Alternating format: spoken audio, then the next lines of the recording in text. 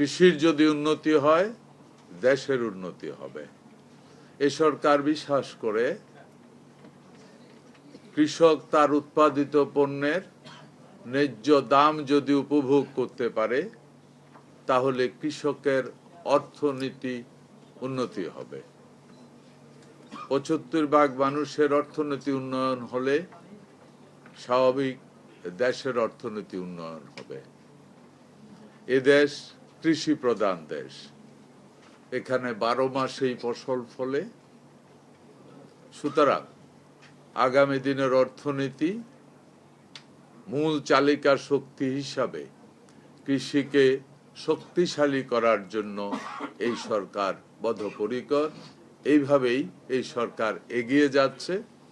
আপনারা দেখেছেন এরই মধ্যে কৃষিকে শক্তিশালী করার জন্য কৃষকের দীর্ঘদিন ধরে যে সমস্যা ভুগছিল, ক্ষুদ্র প্রান্তিক কৃষকেরা 5, 7, 10 হাজার টাকা লোন নিয়ে তারা প্রচন্ডভাবে সাফার করছিল।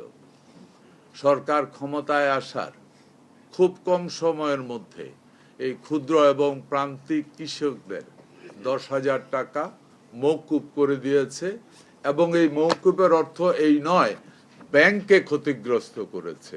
সরকার যেই কয় টাকা কৃষকের লোনের যেই কয় টাকা মাফ করে দিয়েছে, যেই ব্যাংক থেকে লোন নিয়েছিল সরকার সেটা ওই ব্যাংকে টাকাটা কৃষকের পক্ষ থেকে দিয়ে দিয়েছে।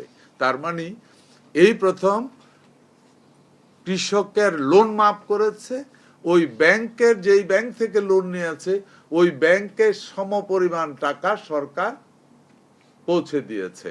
এতে করে ব্যাংক ক্ষতিগ্রস্ত হয়নি।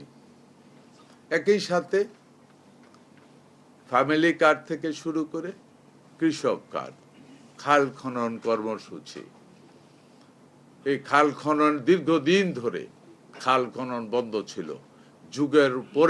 এক যুগের উপরে খাল খনন কোনো কর্মসূচি ছিল না, যার কারণে হঠাৎ করেই বন্যা হয়ে যেত। কারণ পানি নিষ্কাশন ব্যবস্থা যেটা ছিল এটা অলমোস্ট বন্ধ হয়ে গিয়েছিল।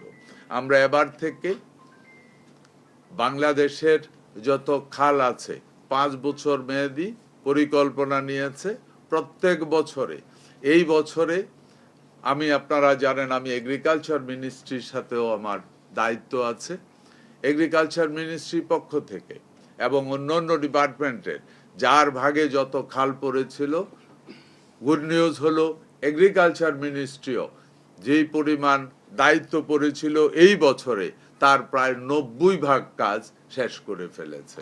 কারণ এই সরকার যাকে যে দায়িত্ব দেয় ওই দায়িত্ব তাকে পালন করতে হয় এবং পালন যে করেছে এটা আবার প্রমাণ করতে হয়। এখানে কাগজে পত্রে নয়, প্র্যাকটিক্যালি কাজ করতে হচ্ছে। এটাই সরকার বিশ্বাস করে। আসেন কৃষি কার্ড, এদেশের কৃষকের উৎপাদিত পণ্য ন্যায্য দাম পাওয়া, পণ্য উৎপাদনের কোন ধরনের পণ্য উৎপাদন করবে এ ব্যাপারে অগ্রিম ইনফরমেশন দেওয়ার জন্য এবং সার থেকে শুরু করে উৎপাদিত পণ্যের ন্যায্য দাম পাওয়ার জন্য কৃষক কার্ড অনেক বড় ধরনের ভূমিকা রাখবে।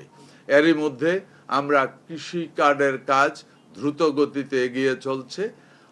আজকের এখন পর্যন্ত সম্ভবত ক্লোজ টু 13 লক্ষ কার্ড আমাদের রেজিস্ট্রেশন হয়ে গেছে।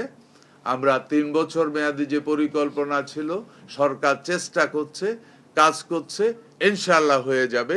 3 বছরের আগেই কৃষি কার্ডের যেই রেজিস্ট্রেশন যেটা আছে এটা তার আগেই ইনশাআল্লাহ হয়ে যাবে।